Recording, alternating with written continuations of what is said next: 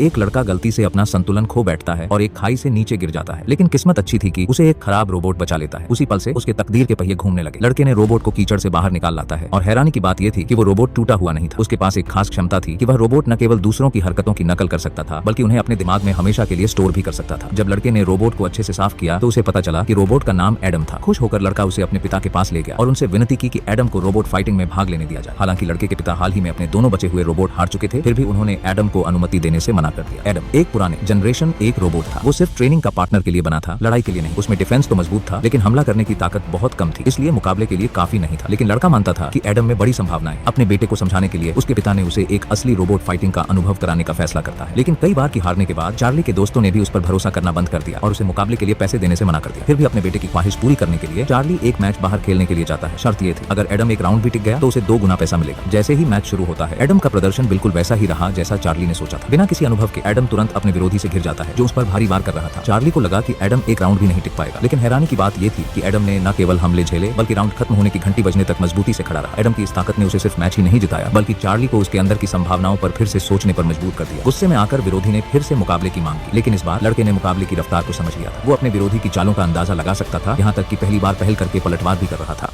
Channel को like करें और सब्सक्राइब करें।